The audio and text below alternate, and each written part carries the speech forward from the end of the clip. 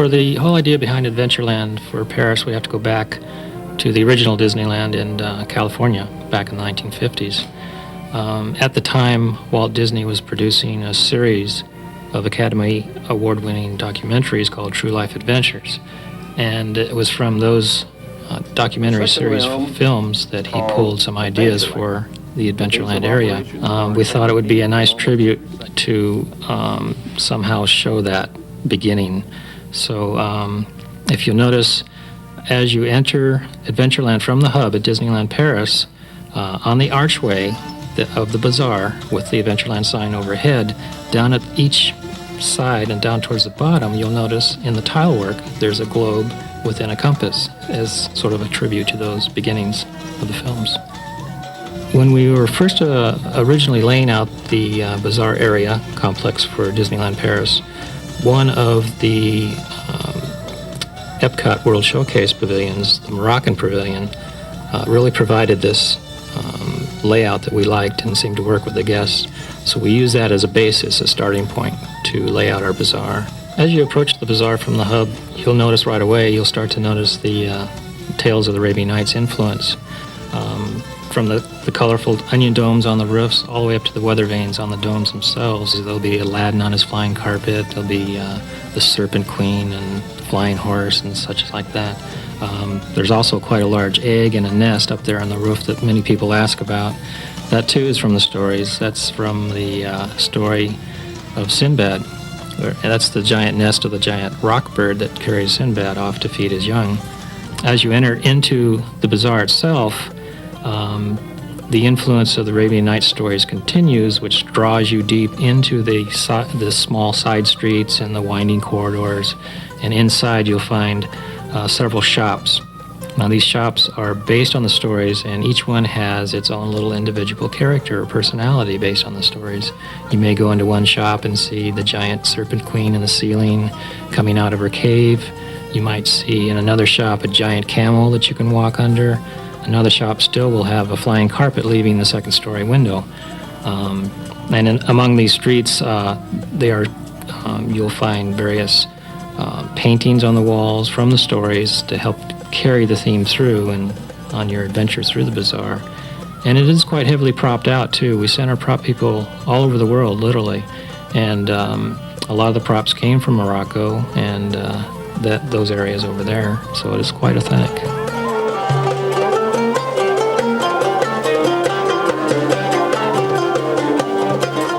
The Bazaar is actually multifaceted in its theming. On one side you have the Arabian Nights stories. On the other side it starts to turn into Central Africa, and that's where you'll find the Curious Giraffe shop. And that is more of a safari outpost.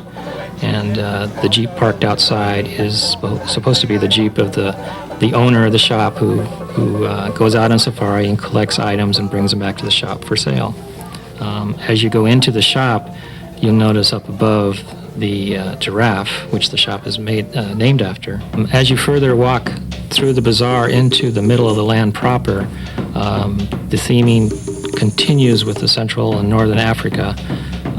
As you approach the water's edge, we have a couple of restaurants, Hakuna Matata and the Café de la Brousse, which are both on the waterfront with plenty of tables and seating by the water.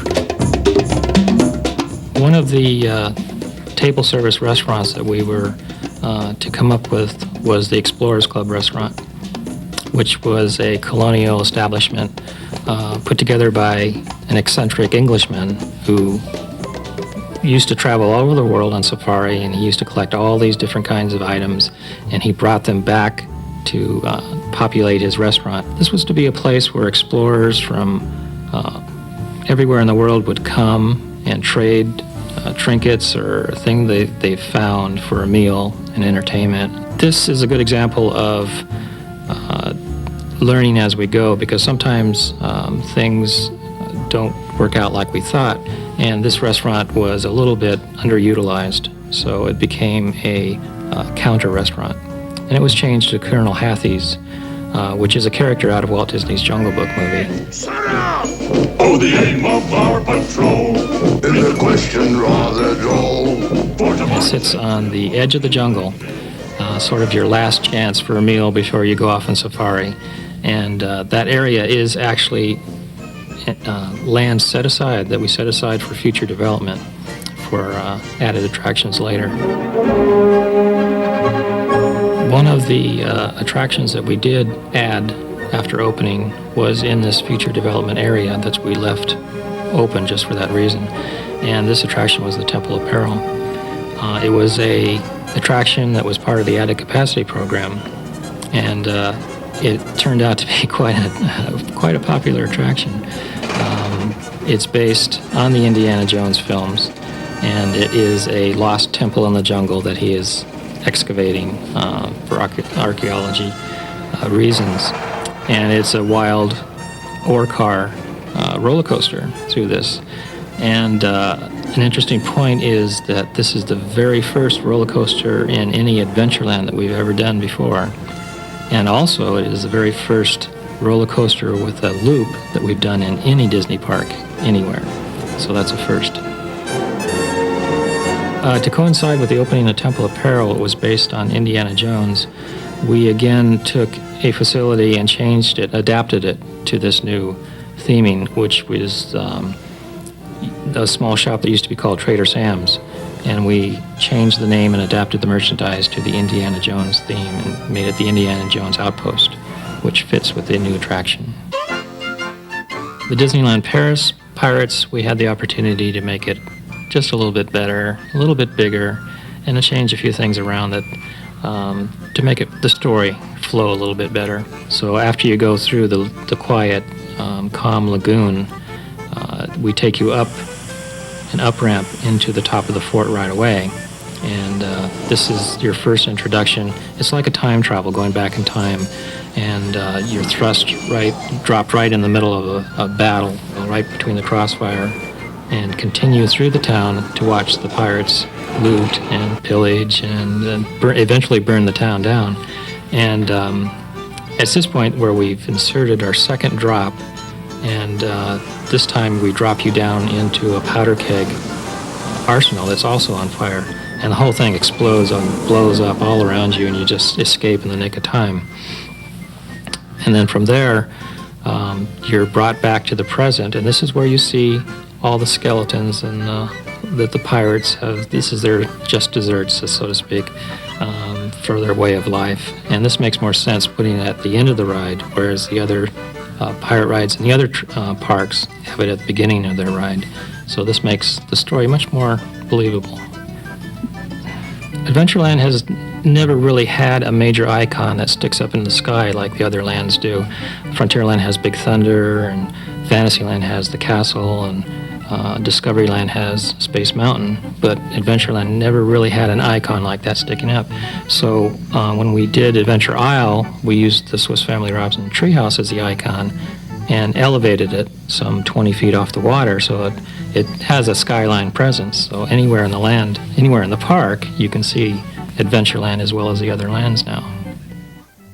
We were a little nervous when it came to landscaping Adventureland because of the tropical nature, and we were a little afraid that the vegetation that we wanted to grow there wouldn't flourish in the cold weather of Paris. But it turns out we were pleasantly surprised because the land has just taken off and it's just very lush now. It's just turned out great. Because we have different areas of Adventureland, different thematic areas within the same land, for example, rock work had to change with each theming. The African area has authentic, smooth, rounded rocks, where Adventure Isle has a ocean-worn strata rock that actually goes in a direction. You can actually follow the direction of the rock as it must have formed the island originally. The theming of each area of the land continues all the way down to area benches that people sit on, trash cans, the food carts. It's all designed to fit that particular area. We have 5 different kinds of benches throughout the land, On the Adventure Isle, we have them made out of ship parts from the shipwreck that brought the family to the island, and they built their treehouse out of. The African areas, we have rustic wooden benches with designs on them. In the Bazaar, we have stone carved benches. So it's all that subtle touch. Graphics, again, are a part of this subtle theming that we have to apply to each facility. Each sign is designed specifically for the shop or the restaurant or the attraction that it's applied to carry out the overall theme. Most of the props in Adventureland are authentic. We sent people all over the world to pick up various items from the parts of the world that we were trying to depict within the land. These are all small touches that we add that are subtle. They don't glare out at you, but they're subtle enough to make you think that, yeah, this is this area of the world and this is this area of the world. So I'm very pleased with the way Adventureland came out. I think it's the most unique Adventureland we've ever done, and it can only get better.